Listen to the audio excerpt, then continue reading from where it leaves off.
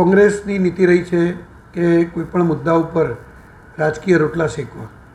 આજે જ્યારે કોંગ્રેસનો ડૉક્ટર સેલનો સુરતનો પ્રમુખ રહી ચૂકેલો વ્યક્તિ રસેશ ગુજરાતી માત્ર નકલી ડૉક્ટર નહીં પણ નકલી ડૉક્ટર બનાવવાની ફેક્ટરી હતો, લોકોને ડૉક્ટર બનાવતો પણ હતો.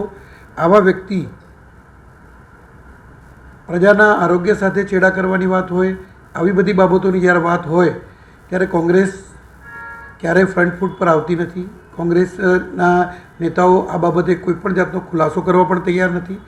અને જે કોંગ્રેસના ડૉક્ટર સેલના નેતા છે તે એવું કહી રહ્યા છે કે જે વ્યક્તિ જ્યારે અમે એમની નિમણૂક આપી ત્યારે એની પર કોઈપણ પ્રકારનો ગુનો નોંધાયેલો નહોતો. એટલે મારે એવું કહેવું છે કે જો વ્યક્તિ દારૂ વેચતો હોય અને જો પકડાય તો જ દાનવ, બાકી તો દેવ કંઈ થઈ શકે. એટલે આ બધી વાતો કોંગ્રેસ એ પોતાના રાજકીય રોટલા શેકવાની વાતો છે. ભારતીય જનતા પાર્ટી ક્યારે પણ કોઈ ગુનેગારની તરફદારી કરતું નથી. પક્ષનો હોય કે વિપક્ષનો હોય, ગુનેગાર એ ગુનેગાર છે, એની ધરપકડ થવી જ જોઈએ અને એને સજા પણ થવી જોઈએ. એમાં ભારતીય જનતા પાર્ટી સ્પષ્ટપણે માને છે. ભૂપેન્દ્રભાઈ પટેલના શાસનની અંદર આદરણીય ગૃહરાજ્યમંત્રી હર્ષભાઈ સંઘવીના નેતૃત્વમાં ગુજરાત પોલીસે ઘણા બધા આવા ગુનેગારોને પકડ્યા પણ છે કે જે લોકો પહેલાં આવી પ્રવૃત્તિઓ સાથે સંકળાયેલા હતા. પછી ખ્યાતિના ડૉક્ટરો હોય કે પાટણના ડૉક્ટર હોય કે બીજેડનું કૌભાંડ હોય, કોઈ પણ પ્રકારના આવા કૌભાંડકારીઓ હોય એને પકડ્યા પણ છે અને એને સજા કરવાની કાર્યવાહી પણ ચાલુ છે. અને જે લોકો હજી કાયદાની ચુંગાલથી દૂર છે એને પણ પકડવાની કાર્યવાહી ચાલુ છે અને એ પણ થોડા સમયની અંદર પકડાઈ પણ જશે. પરંતુ જ્યાં સુધી સુરતનો પ્રશ્ન છે ત્યાં સુધી મારે કોંગ્રેસને કહેવું છે કે તમે જે પ્રમાણે બીજા પ્રશ્નોની અંદર જ્યાં તો કોઈ ભારતીય જનતા પાર્ટીનો કોઈ કાર્યકર નહોતો, કોઈ જ નહોતું, માત્ર ભારતીય જનતા પાર્ટીના નેતાઓ સાથેના ફોટા જોઈ અને જે લોકો રાજીવ ગાંધી ભવનમાં પ્રેસ કોન્ફરન્સો કરતા હતા, ટીવી મીડિયાની અંદર મોટે મોટેથી બૂમો પાડતા હતા, એવા પ્રવક્તાઓ અત્યારે કોંગ્રેસના કોરાણે મુકાઈ ગયા છે. ક્યાં જતા રહ્યા છે ખબર નથી, કાં તો ભૂગર્ભમાં ઉતરી ગયા છે. પરંતુ કોંગ્રેસના નેતાઓ જ્યારે આવા પ્રજાના આરોગ્ય સાથે ચેડા કરવાના કાર્યમાં સંડોવાય તો એ ગુજરાત માટે પણ ઘણી શરમજનક ઘટના કહેવાય અને કોંગ્રેસ માટે પણ શરમજનક ઘટના કહેવાય. નકલી ખાદ્ય પદાર્થો અને નકલીનું એટલે કે પીએમઓ, સીએમઓ અને છેલ્લે નકલી જજ અને એના પછી છેલ્લે ઈડીની આખી નકલી ટીમ. એટલે કે ગુજરાતની ભાજપાની ભ્રષ્ટ સરકારના પાપે સામાન્ય ગુજરાતી લૂંટાય, સામાન્ય નાગરિક લૂંટાય અને છતાં વાહવાઈ લૂંટવામાં પ્રજાના ટેક્સના પૈસાથી વાહવાઈ લૂંટીને પ્રગતિશીલ દાવા કરતી ભાજપાની ભ્રષ્ટ સરકારના કાંડ અને કૌભાંડ સમગ્ર દેશમાં અવ્વલ નંબર ઉપર દેખાઈ રહ્યા છે. ત્યારે ભાજપાના પ્રવક્તાઓને અચાનક ઓક્સિજનનો એકાદો બાટલો મળી ગયો હોય એમ અચાનક મેદાનમાં આવીને ગમે તેમ બોલવા લાગ્યા. અરે ભાઈ, જો કોઈએ ખોટું કર્યું હોય, કોંગ્રેસ પક્ષના કાર્યકર તરીકે જે તે સમયે તેની નિમણૂક કરી, અમારી સામે વિગતો આવી, એની વર્તણૂક યોગ્ય નહોતી અને એના કારણે સ્થાનિક ફરિયાદોના કારણે તેને ડોક્ટર સેલમાંથી 2019-20 આસપાસમાં એમને દૂર કરી દેવામાં આવ્યા.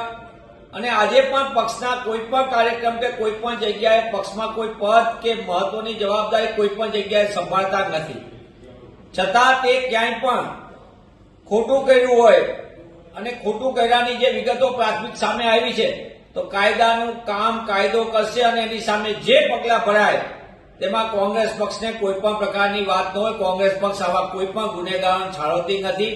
ગુનેગારોને, ભ્રષ્ટાચારીઓને, કાંડ અને કૌભાંડીઓને રાજકીય આશ્રયસ્થાન આપવા માટે પ્રખ્યાત ભાજપાના શાસકો લાજવાને બદલે ગાજી રહ્યા છે. છેલ્લા કેટલાક સમયથી ગુજરાતમાં એક પછી કાંડ ને કૌભાંડ થાય અને દરેકમાં સીધું કનેક્શન કાંડ ને કૌભાંડીઓનું કમલમ સાથે આવે અથવા તો ગાંધીનગરના સવિન સંકુલ સાથે આવે અને છતાં ભાજપાના પ્રવક્તાઓ આમ અચાનક સુરાતનમાં આવીને બોલવા માંડે. ત્યારે આપના માધ્યમથી હું સ્પષ્ટપણે કહેવા માંગુ છું કે કોંગ્રેસ પક્ષનો કોઈ પણ કાર્યકર્તા હોય કે અન્ય આગેવાન હોય, ગુજરાત પ્રદેશ કોંગ્રેસ સમિતિના સન્માનીય પ્રમુખ શ્રી શક્તિસિંહ ગોહિલ અને સમગ્ર કોંગ્રેસનું સંગઠન કોઈ પણ પ્રકારના ખોટા કરનારાઓને કોઈ પણ પ્રકારનું રાજકીય આશ્રય આપતા નથી. કાંડ અને કૌભાંડીઓને રાજકીય આશ્રય આપવાની છેલ્લા 15-20 વર્ષથી જો કોઈ શરૂ કરી હોય પ્રવૃત્તિ અને જેનો ભોગ સામાન્ય ગુજરાત અને ગુજરાતીઓ બની રહ્યા છે.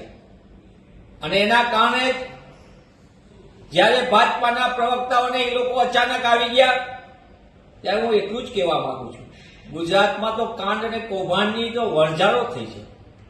ગુજરાતમાં ગામથી લઈને ગાંધીનગર સુધી ભ્રષ્ટાચાર અને સરકારમાં ભ્રષ્ટાચારને ભ્રષ્ટાચારમાં આખી ગળાડૂબ સરકાર અને ખરાબ ખનીજથી લઈને ખાદ્ય પદાર્થોમાં કૌભાંડ અને માનવ જિંદગી સાથે છેડા કરવાની આખી હોસ્પિટલો, જે લૂંટના કારોબાર અને પોન્જી સ્કીમ 6,000 કરોડમાં જે આરોપી એના મંત્રીને સંત્રી સાથે નજીકના નાતા, ભાગીદારી, હિસ્સેદારી, ભાજપાના ફંડ મેનેજરો કોંગ્રેસ ઉપર અચાનક સુરાતનમાં આવીને બોલો. કોંગ્રેસના કોઈ પણ કાર્યકર કે આગેવાને ખોટું કર્યું છે તેની સામે કાયદાકીય જે તત્વો છે એમાં અમે કોઈ પણ પ્રકારની વાતને પ્રોત્સાહન પણ નથી આપતા ને એવા કોઈ પણ ખોટું કરનારાને કોંગ્રેસ પક્ષ ત્યારે આશ્રય આપી શકે નહીં. તમે તો કૌભાંડીઓને ખોટું કરનારાઓને ફાઇલો દેખાડીને પછી તમારા પક્ષના હોય કે પક્ષની બહાર સામેના હોય એમના કારનામાની ફાઇલો દેખાડીને પક્ષમાં ખેસ પહેરાવીને એને લૂંટવાનું લાયસન્સ આપનારા લોકો કોંગ્રેસને સલાહ ન આપે તો એ વ્યાજબી લેશે.